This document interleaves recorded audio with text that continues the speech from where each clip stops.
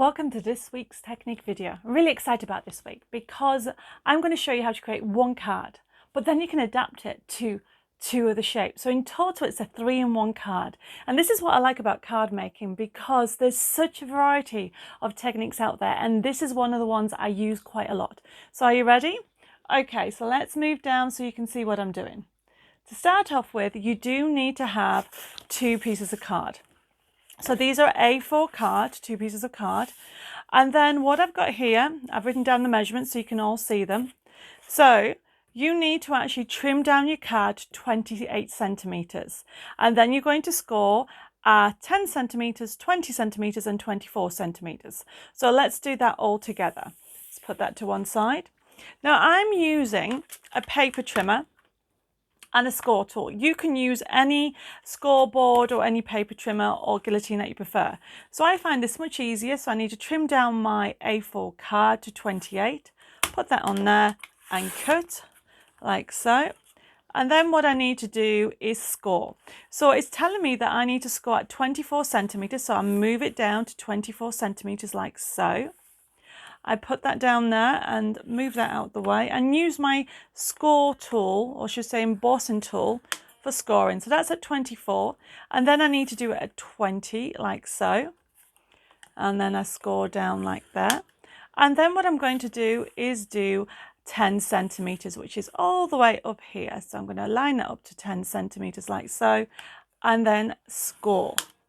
Now there are my 3 score lines. I'll move my paper trimmer out the way. Now, when it comes to scoring, whenever you score, I always fold and then I use a bone folder to burnish those score lines. And what that means is just reinforce those lines. So that's that one, and there's that one. So that does what we call a front step, or it could be an accordion card. However, that is not the finished look. We are going to create a middle stepper section. And to do that, what you need to do is use a topper as a guide.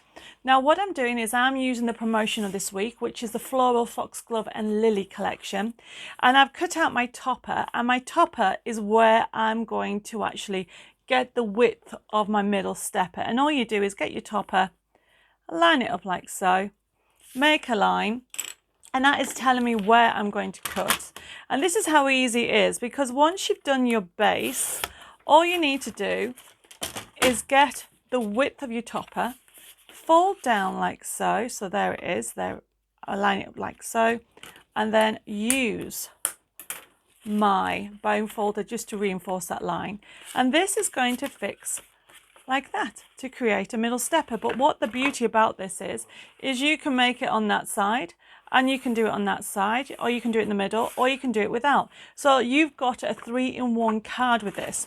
Now, as I said to you earlier, I am using this gorgeous Lily collection, and it's what's on promotion for this week. You can check out my website at debbimore.co.uk, and I've already cut them out.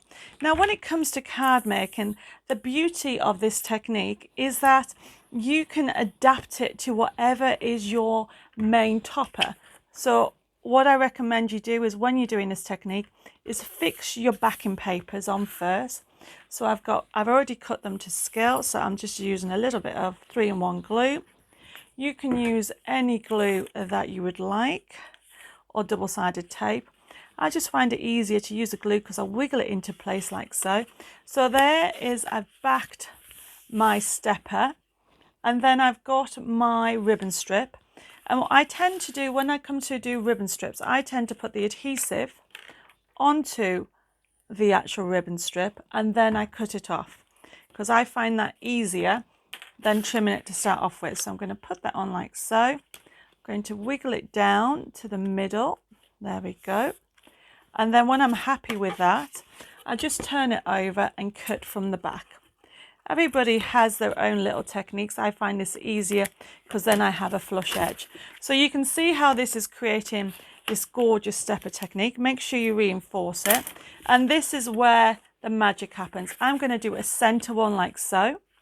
And what I'm going to do is, I have got my lovely topper, but I'm going to stick this ribbon strip that also comes on the design sheet. So if you're going for the promotion, This, all I've done is printed off one backing paper and one design sheet.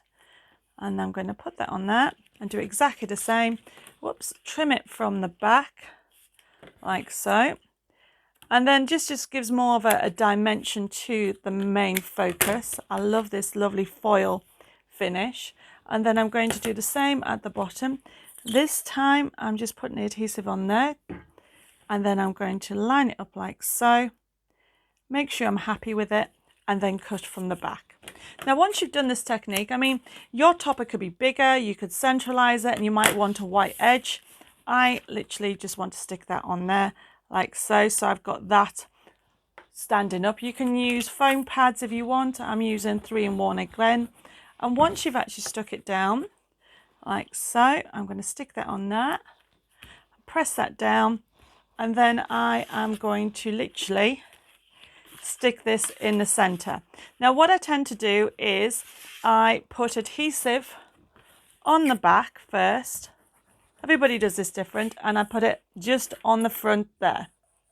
And what you're going to do is line it up with the back like so, and then you're going to bring this forward and line that up to the front. So it goes completely flat into an envelope, but then it makes this lovely dimensional effect. Now, by using a glue, if you haven't got it on straight, you can wiggle it in place, and you can see how the card's coming together.